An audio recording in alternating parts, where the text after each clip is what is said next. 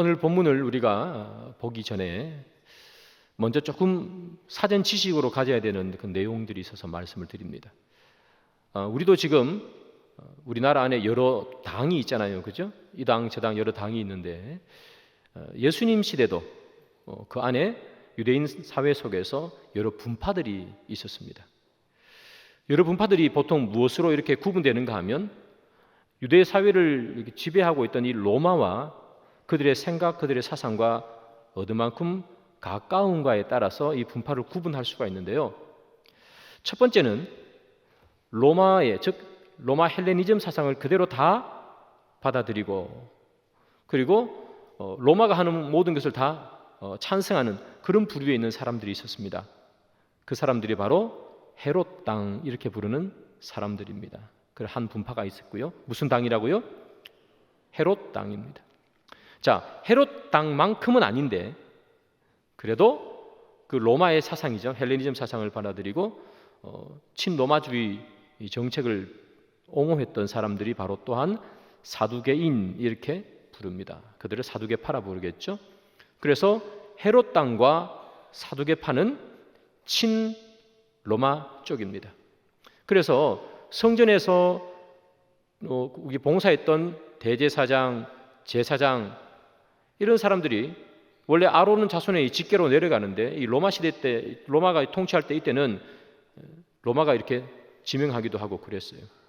그래서 대제사장, 제사장은 예수님 시대 때 대부분 사두개파 사람들이었습니다. 친로마 그리고 그들은 헬레니즘 사상에 물들어 있었던 사람이죠. 이와는 반대로 이 로마와 그렇게 친하지 않습니다. 그러나 로마가 우리가 믿는 하나님, 우리 신앙을 건드리지 않으면 우리 또한 로마에 대해서 크게 저항하지 않겠다 했던 부류가 있는데 이 부류를 바리새파 이렇게 부릅니다. 우리가 너무 많이 듣는 그 파죠, 바리새파. 이 바리새파와는 또 다르게 어떻게 저 이방인들이 하나님을 믿는 우리를 통치할 수가 있는가? 저들을 무력으로 쫓아내자 해서 무장 봉기를 일으킨 분파가 있어요. 그 분파를 열심당 이렇게 불러요. 열심당. 그래서 친로마 쪽은 헤롯과 사두개파, 헤롯당과 사두개파. 친로마가 아닌 쪽은 바리새파. 그리고 그들과 싸워야 된다고 주장했던 것은 열심당 이렇게 되는 거죠. 4개 분파가 크게 있었어요. 또 하나 굳이 말하자면 나는 싸우는 것도 싫고 로마에 하는 것도 싫고 다 싫고 나는 오로지 저 광야에 가가지고 메시아 오기만을 기도하면서 살란다 하는 분파도 있었습니다. 그런 분파를 에세네파라 그렇게 부릅니다. 총 4개, 또 크게 보면 5개 분파가 예수님 살던 시대에 있었어요. 자, 지난주 본문이죠. 가이사에게 세금을 바치는 게 옳습니까? 이렇게 질문을 했어요. 누가 질문했느냐 하면 성경에 보면 서기관과 대제사장이라고 되어 있어요. 제가 좀 전에 말씀드렸다시피 제사장 그룹은 무슨 파에서 보통 그게 되었다 그랬습니까? 사두개파, 그죠? 사두개파. 친로마 정책을 폈던 사두개파. 그 다음 서기관은 바리새인들 중에 대부분 서기관들이에요. 그래서 대제사장과 서기관이 예수님께 가서 가이사에게 세금 내는 게 옳습니까? 이렇게 물었는데 즉 바꾸어 말하면 분파로 말하면 사두개파와 바리새파 사람들이 가서 물어본 거예요. 자, 그런데 마태복음에 보면 마태복음 22장입니다. 똑같이 이 세금 문제가 나오는데 거기는 어떻게 기록되어 있는가 하면 바리새인이 자기 제자를 헤롯 땅 사람들에게 보내서 그들이 갔다 이렇게 기록되어 있습니다. 자, 그러면 마태복음과 누가복음을 합치면 세금 문제를 물으러 예수님께 간 사람은 바리새파, 사두개파, 헤롯 땅 사람들이죠. 자, 그러면 이 세 당 사람들은 서로 친하냐 이 말이죠. 친할까요? 안 친합니다, 여러분. 왜 안 친하는가 하면 서로 가치관이 너무 달라요.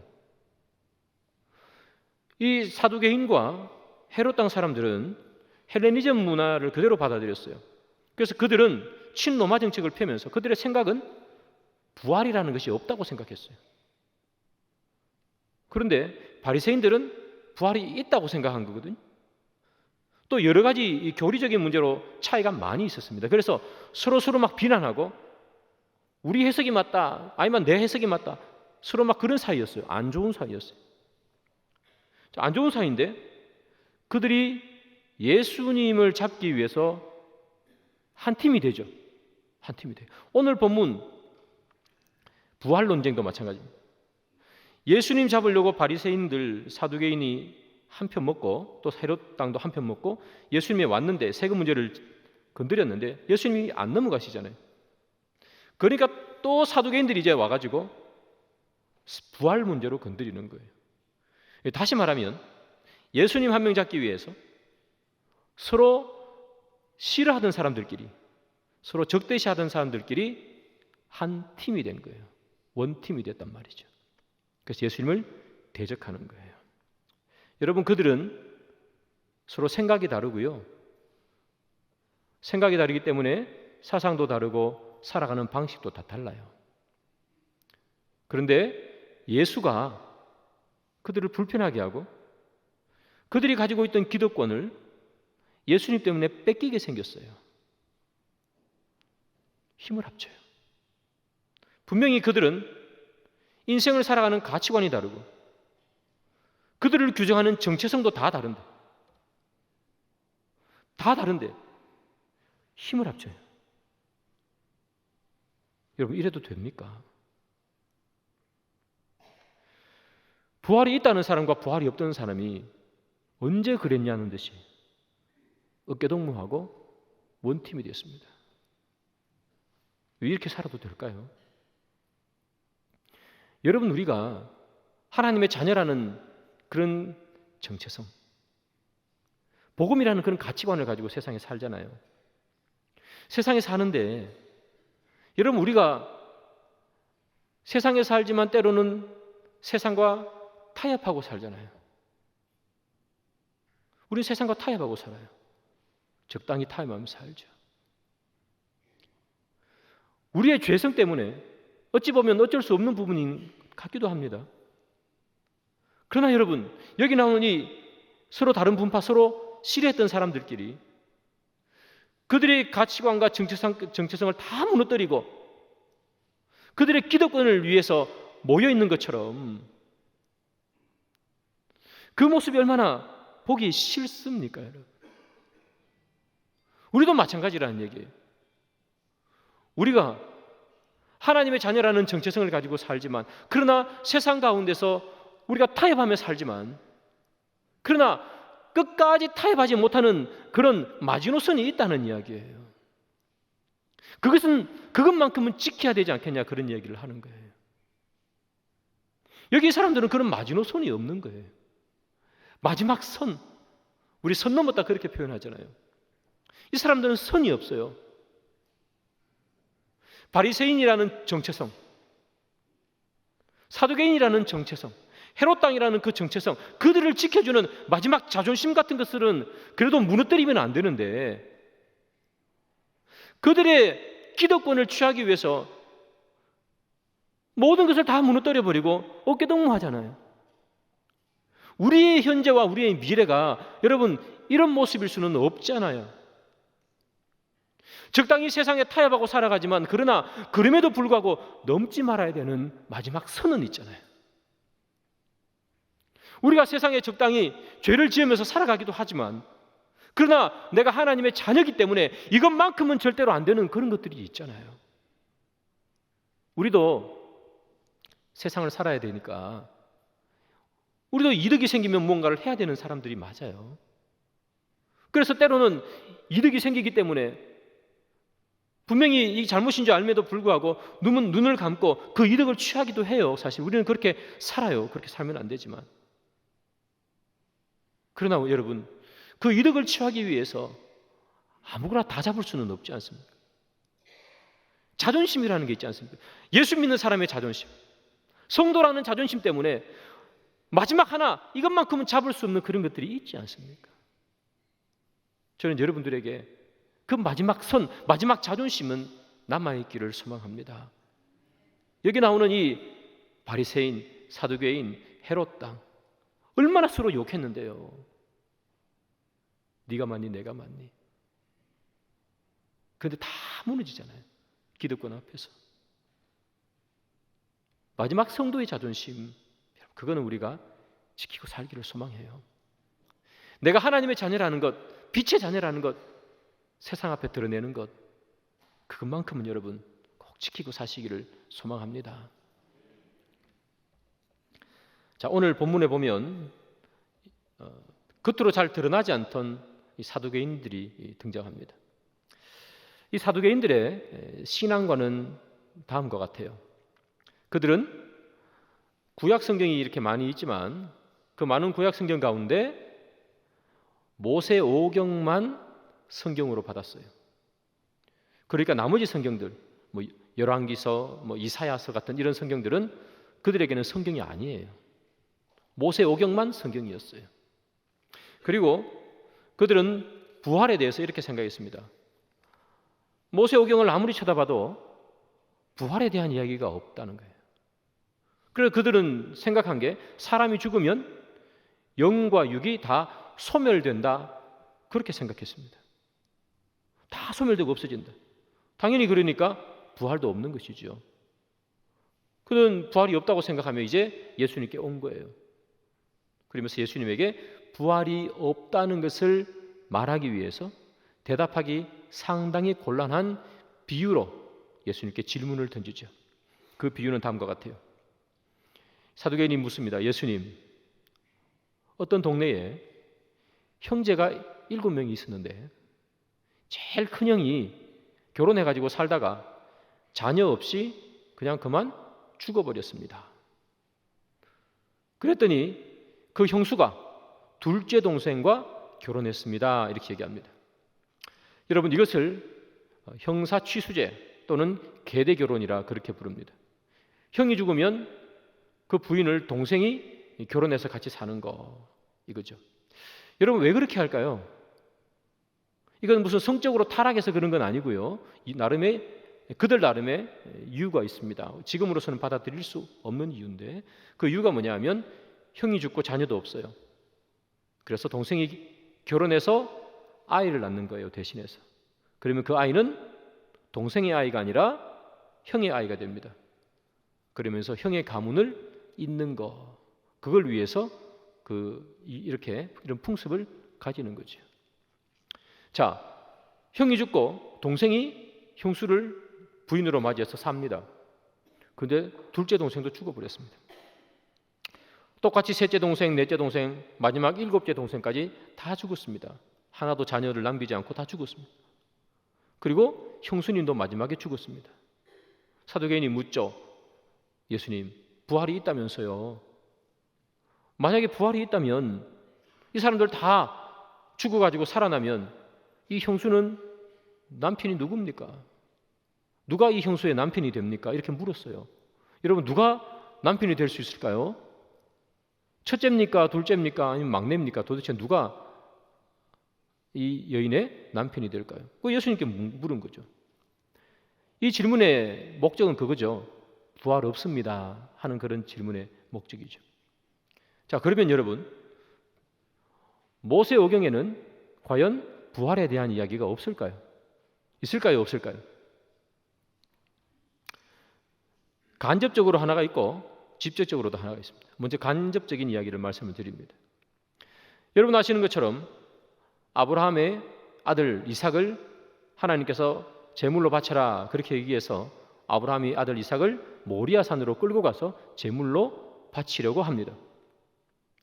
그런데 성경을 읽어보면 이 아브라함이요, 분명히 자기 아들을 자기 손으로 죽여야 하면 우리 같으면 마음이 너무 힘들겠죠. 부모 입장이면 그렇잖아요. 차라리 내가 죽지 어떻게 내가 우리 애를 죽여. 그럴 것 같은데 성경을 보면 아브라함이 망설임이 없습니다. 망설이지 않고요, 주저하지도 않습니다. 그냥 자기 애 데리고 모리아산에 올라가서 하나님께 바치려고 합니다. 아브라함은 왜 그렇게 망설임 없이 주저함 없이 자기 아들을 바치려고 하는 걸까? 그것을 히브리서에서 이렇게 기록해요. 11장 19절인데요. 그가 하나님이 능히 이삭을 죽은 자 가운데서 다시 살릴 줄로 생각한지라. 비유컨대 그를 죽은 자 가운데서 도로 받은 것이니라. 아브라함은 왜 사랑하는 아들을 눈물 한 방울 흘리지 않고 망설임 없이 모리아산 그 제단으로 끌고 갈 수 있었을까? 그는 하나님이 능히 이삭을 죽은 자 가운데서 다시 살릴 줄 알았습니다. 아브라함이 가지고 있던 이 신앙을 우리는 부활신앙이라 그렇게 부릅니다.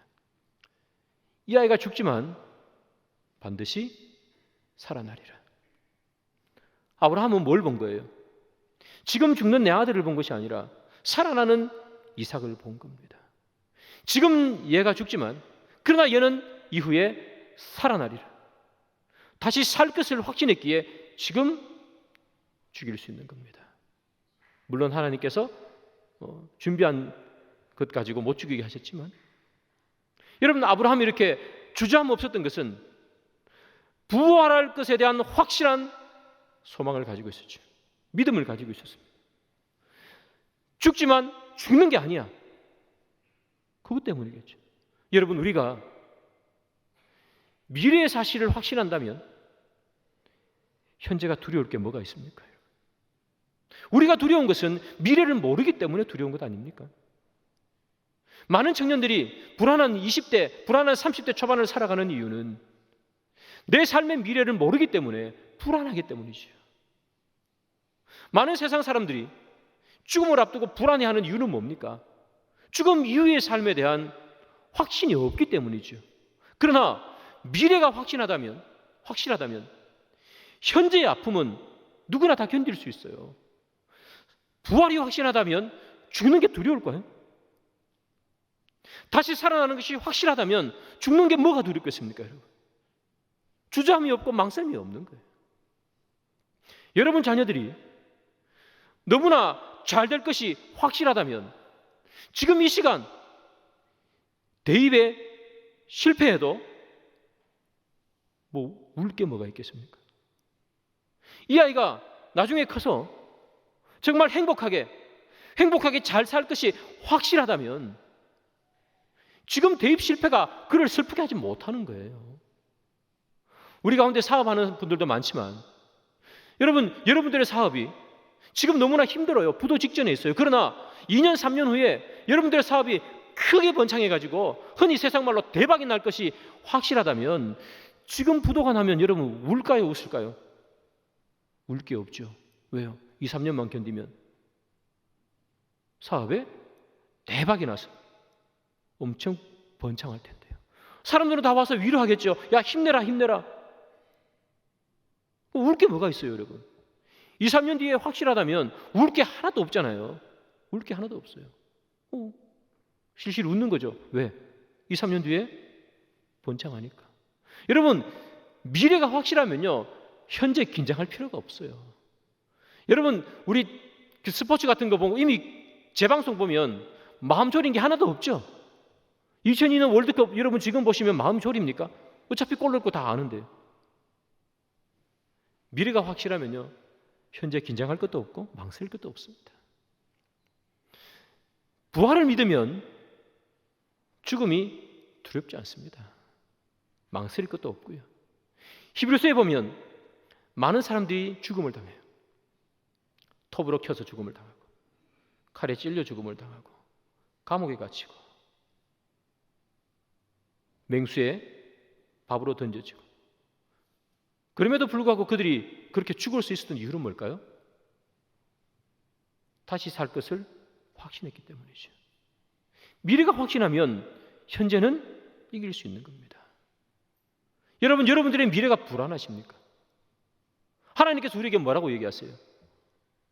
내가 너희를 도우리라 그러지 않겠습니까? 내가 너희들의 기도를 들으리라 그렇게 말하지 않습니까? 우리의 미래가 확실한데 두려워할 게 무엇이고 주저할 게 뭐가 있습니까? 오늘 본문에 아브라함이 그렇잖아요. 두려움이 없어요. 주저함이 없어요. 살 건데요. 그래서 예수님께서 뭐라 그럽니까? 죽은 자를 보고 잔다 그러잖아요. 잔다. 두려울 게 없는 겁니다. 그런 신앙이 우리 가운데 있기를 소망합니다. 이게 간접적인 거죠. 히브리서 기자가 말합니다. 그러면 오경 안에 부활에 대한 이야기는 그럼 없는가? 직접적인 증거가 또 있어요. 우리 성경을 한번 보겠습니다. 누가복음 20장 37절. 다 같이 한번 읽습니다. 시작. 죽은 자가 주를 아브라함의 하나님이요 이삭의 하나님이요 야곱의 하나님이시라 칭하였나니. 자, 저 본문은 출애굽기에 나오는 본문을 얘기한 겁니다. 모세가 양치고 있는데 하나님께서 떨기나무 불꽃 가운데 나타나시죠. 그러면서 모세에게 하나님이 자기 자신을 누군지 드러내세요. 그러면서 하신 말씀이 나는 아브라함의 하나님, 이삭의 하나님, 야곱의 하나님이야. 그렇게 말했다는 거예요. 자, 그런데 여러분, 하나님이 자기를 드러내는 이 말, 아브라함 하나님, 이삭의 하나님, 야곱의 하나님, 이 말이 중요한 건 뭐냐 하면 시제가 중요해요. 시제. 현재냐 과거냐 미래냐 이 시제가 중요해요. 옥스퍼드 성경사전을 보면 이 시제가 현재다라고 말합니다. 현재 시점으로 기록되어 있어요. 현재 시제가 왜 중요하냐면요, 과거 시제가 아니라는 얘기입니다. 만약에 과거 시제로 적혀 있었으면 이렇게 됐겠죠. 하나님을 잘 믿고 신앙생활을 열심히 했던, 그러나 지금은 죽은 아브라함, 지금은 죽은 이삭, 지금은 죽은 야곱의 하나님이었을 거예요. 과거형이었으면. 그러나 시제가 뭐라고요? 현재예요. 현재를 바꾸면 이거죠. 지금도 살아있는 아브라함, 지금도 살아있는 이삭, 지금도 살아있는 야곱의 하나님이죠. 그래서 오늘 본문 38절을 보면 예수님께서 이렇게 말해요. 하나님은 죽은 자의 하나님이 아니라 살아있는 자의 하나님, 산 자의 하나님이라 표현합니다. 하나님은 죽은 자의 하나님이 아니고요, 산 자의 하나님이에요. 하나님을 믿는 모든 백성은 하나님 앞에서 살아있는 거예요.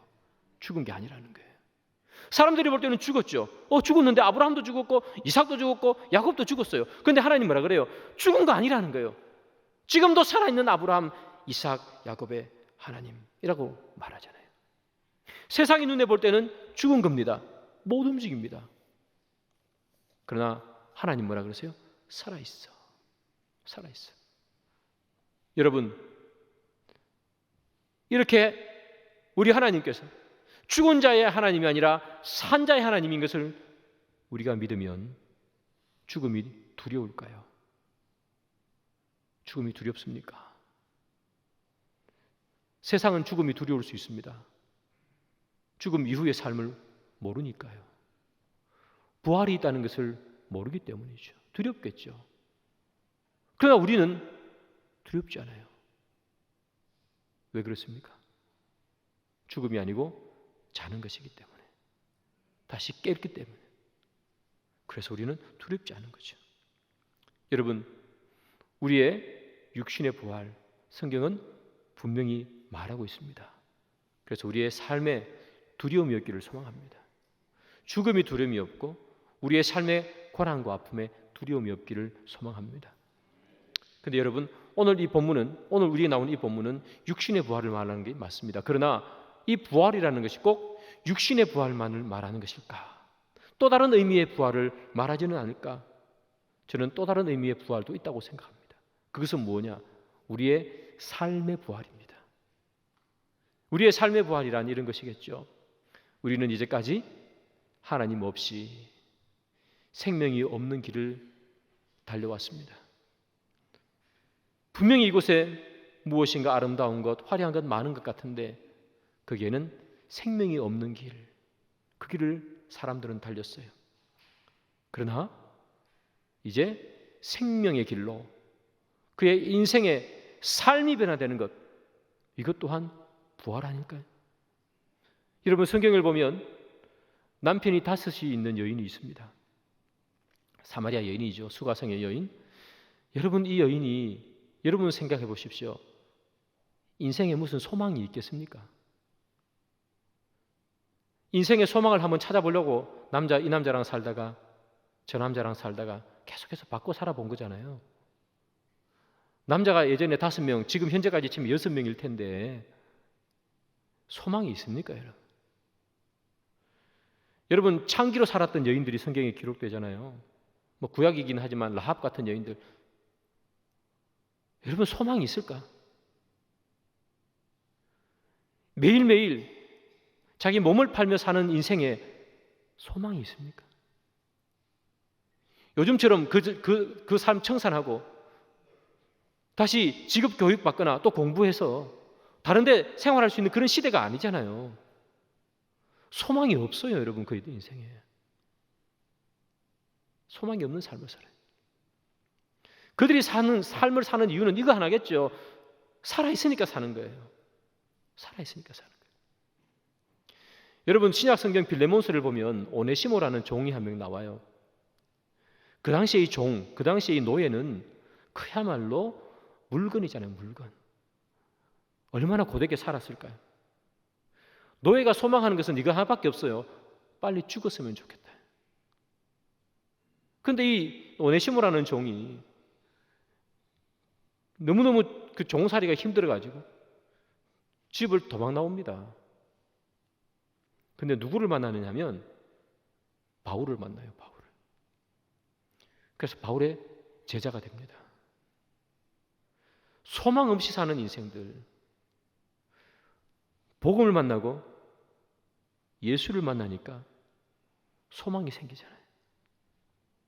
오네시모는 바울과 함께 복음을 전하는 사람 되는 거고, 그 사마리아의 여인은 세상에 아무런 소망이 없다가 그 동네로 뛰쳐가서 복음을 전하잖아요. 생명이 없는 길을 걸어가던 그 사람들이 생명의 길로 그들이 걸어가는 길을 바꾸는 것 또한 부활 아닐까요? 또 다른 의미의 부활이겠죠. 우리의 몸이 부활하는 것, 오늘 본문에서 이야기하는 것이지만, 그러나 이것만이 부활이 아니라 또 다른 의미의 부활, 우리의 인생의 길이 바뀌는 부활, 그런 부활이 또한 우리 가운데 있기를 소망합니다. 세상을 향해 걸어가던 분들이 계셨다면, 넓은 길을 향해 걸어가기를 소망했, 그 넓은 길에 화려한 많은 것들이 내 인생 앞길에 깔리기를 원하셨던 우리 분들이 계시다면, 이제 좁은 길로, 생명의 길로, 그 길을 옮기는 부활 또한 우리 가운데 있기를 소망합니다. 그래서 여러분, 예수를 믿어서 죽음이 두렵지 않는 인생, 예수를 믿어서 생명의 길로 걸어가는 인생, 삶이 변하는 인생, 그런 인생 사시는 여러분 되기를 소망합니다. 자, 오늘 이 부활 논쟁을 살펴보면 사두개인이 예수님께 부활이 없어요 라고 얘기하면서 그 비유를 얘기했고, 예수님 무슨 소리야 하면서 부활이 있지 이렇게 이야기를 해주신 거예요. 예수님께서 그의 대답을 다 하시고 난 다음에 조금 의아한 것은 무엇인가 하면, 예수님께서 부활이 없다고 얘기하는 이 사두개인을 책망하지 않았다는 사실입니다. 너 왜 그렇게 믿음이 없어? 그렇게 얘기하시면서 책망할 법도 한데 책망하지 않았습니다. 그런데 오히려 누구를 책망하느냐? 그 옆에서 이야기 듣고 있던 서기관이 있었거든요. 예수님이 사두개인과의 부활 논쟁하고 있는데 옆에서 서기관이 듣고 있었다고요. 서기관은 대부분 바리새인입니다. 바리새인은요, 이 사두개파와 다르게 부활이 있다고 생각했습니다. 그래서 이 서기관이 그 얘기를 듣다가 예수님 말씀이 끝나니까 막 박수치면서 예수님, 예수님, 당신 말씀이 맞습니다, 맞습니다 그래요. 그 예수님께서 부활이 없다고 얘기하는 사두개인을 책망하지 않고 예수님 맞습니다 하면서 맞장구 치는 서기관을 책망해요. 서기관을 47절에 보면. 이 송태근 목사님이 참 은혜롭게 잘 이렇게 이 부분을 해석하셨는데요. 왜 서기관을 책망할까? 사두개인이 아니고 이유가 있는 거예요. 이유가. 성경 봅시다. 누가복음 20장 46절부터 47절. 긴 옷을 입고 다니는 것을 원하며 시장에서 문안받는 것과 회당의 높은 자리와 잔치의 윗자리를 좋아하는 서기관들을 삼가라. 그들은 과부의 가산을 삼키며 외식으로 길게 기도하니 그들이 더 엄중한 심판을 받으리라 하시니라. 예수님께서 서기관을 삼가라. 그들이 더 큰 심판을 받으리라 이렇게 책망하시죠. 누가복음 20장, 21장은 다 성전에서 계속해서 이어지는 사건입니다. 왜 서기관을 책망하시는가? 이유는 하나죠. 그들의 외식 때문이에요. 외식. 오늘 본문에 보니까 그렇게 나와 있잖아요. 과부의 가산을 삼키며. 과부가 남편이 없잖아요. 힘이 없잖아요. 그러니까 이 바리새인, 이 서기관들이 어떻게 하면 저 과부의 그 재산을 내가 빼올 수 있을까 고민했다는 거예요. 그리고 길게 기도하고, 사람들이 길게 기도하면 뭐 경건하다고 생각해 줄까 봐 길게 기도하고, 어떤 자리에 가면 사람들에게 인사받고 싶어서 높은 자리에 앉기를 원하고, 그죠? 그게 서기관이란 얘기예요. 그래서 예수님께서 책망하신 거예요. 사두개인은 원래 부활이 없다고 생각했기 때문에 부활이 없잖아요 얘기해도 예수님 그래 알고 네 혼자 살아라 이렇게 얘기하신 건데, 바리새인은 다르다는 게, 바리새인은 부활을 믿었어요. 부활을 믿는다는 얘기는 무슨 말이에요? 죽음 이후의 삶이 있다는 것을 믿는 거죠. 죽음 이후의 삶이 있다는 것을 믿는다는 것은 심판이 있다는 것을 믿는 거예요. 이 바리새인은 심판이 있음을 믿었다는 거예요. 심판이 있는 것을 믿는 인간이 과부의 재산이나 탐하고 길거리에서 경건하지도 않은 내가 경건한 척 길게 기도하며 남을 숨기고 낮아질 생각은 하지 않고 높은 곳에 올라가서 절이나 받을 생각을 하고 있는 네가 부활에 합당한 삶을 사는 인간이냐라고 책망하시는 거예요. 여러분, 하나님께서 이스라엘 백성들에게 십계명을 주시잖아요. 왜 십계명을 주십니까? 왜 이스라엘 백성들에게 십계명 줍니까? 왜 이방 민족에게는 십계명 안 주고 이스라엘 백성에게만 십계명 줍니까? 하나님께서 이스라엘 백성들, 자기 자녀들은 거룩하게 살기를 원했던 거죠. 저 소돔과 고모라에 사는 인간들은 이 줘봤자 지키지도 않는다는 거예요. 그러나 너희들은 내 자녀들이 아니냐, 내가 낳은 자녀들이 아니냐, 내 자녀이기 때문에 내가 너희들에게 기대하는 것은 이거라는 거예요. 십계명 주는 거죠. 예수님께서 왜 산상복음을 우리에게 주시면서 오른뺨을 맞으면 왼뺨을 돌려대라고 말씀하십니까? 저 이방인들은, 저 하나님을 모르는 사람들은, 예수를 따르지 않는 사람들은 오른뺨을 때리면 왼뺨을 돌려주지 않는다는 거예요. 나는 그들에게 기대 안 한다. 나는 너희들에게 기대한다. 그래서 산상복음 주시는 거예요, 우리들에게. 사두개인은 기대하지 않습니다. 그들은 부활이 없다고 생각하고 사람이 죽으면 영과 혼이 소멸된다고 생각했기 때문에, 예수님은 그들이 부활에 대해서 뭐 기대하지 않아요. 기대하지 않기 때문에, 기대하지 않으면 뭐도 없어요? 책망도 없죠. 여러분, 기대 안 하는데 무슨 책망이 있습니까? 기대를 걸기 때문에 책망을 하는 거 아닙니까? 왜 서기관을 책망합니까? 그들은 하나님을 잘 믿는다면서요. 부활을 믿는다면서요. 그들은 부활을 믿으면 부활에 합당한 삶, 죽음 이후의 삶에 합당한 삶, 심판이 있음에 대한 그 심판에 합당한 삶을 살아야 될 텐데 그 삶은 못 살고 입으로는 부활이 있습니다, 부활이 있습니다, 옆에서 박수치면서 예수님 말씀이 맞습니다 그러는데 그들의 정작 삶을 보니까 과부의 재산이나 빼앗으려고 그러고, 그래서 심판에 합당한 삶을 살겠니? 부활에 합당한 삶이 그런 삶이야? 그렇게 하는 거 아닙니까? 예수님께서 누구에게 소망을 가지시는 거예요? 우리에게 소망을 가지는 것 아닙니까? 하나님을 믿는 자들에게, 우리들에게 하나님의 말씀대로 살기를 기대하는 것 아닙니까? 마지막 그 자존심을 지키는 삶, 하나님의 백성된 삶, 우리의 정체성을 지키는 삶, 그 삶을 살기를 우리에게 원하시는 거지 세상의 사람들에게 원하지 않는다는 거예요. 그들에게 그걸 기대할 수 없어요, 여러분. 우리에게 기대하는 거예요. 우리에게. 그래서 주님께서 우리에게 하는 말이 뭡니까? 하나님의 백성다운 삶을 살라고 그러잖아요. 그것을 살지 못하면 여기 나온 이 서기관처럼 책망받는 거 아니겠습니까? 입으로 부활을 이야기하고 삶으로 부활의 열매, 부활에 합당한 삶을 살지 못하면 부활에 합당한 영광을 누릴 수 있겠습니까? 오늘 이 본문이 우리에게 주는 교훈이 되겠습니다. 나는 과연 부활에 합당한 그런 삶을 살고 있는가?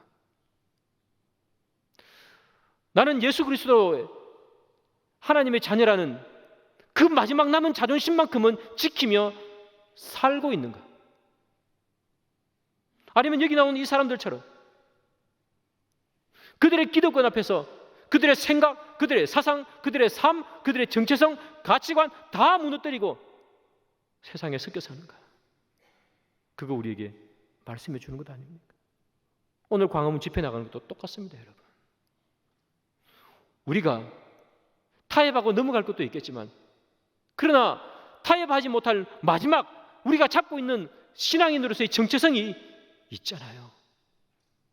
그것만큼은 지켜내자는 그런 의미 아닐까? 말씀의 결론을 맺습니다. 사랑하는 여러분, 부활한다는 것, 우리의 몸이 부활한다는 것 얼마나 감사한 일입니까? 그러나 입으로 부활한다고 해서 부활하는 것이 아니고 우리의 삶이 부활에 합당한 삶을 살아낼 수 있어야 합니다. 마지막 성도의 자존심을, 정체성을 지키는 삶. 우리가 세상에 이렇게 저렇게 흔들려도 무릎 꿇지 않는 그 삶, 그 삶이 우리에게 필요하지 않겠습니까? 우리의 삶을 돌아보시고 주님, 내가 이 부활에 합당한 삶, 그 삶, 이 마지막 나의 성도로서의 정체성만큼은 지키며 살게 해주십시오. 그것이 우리의 기도가 되기를 소망합니다.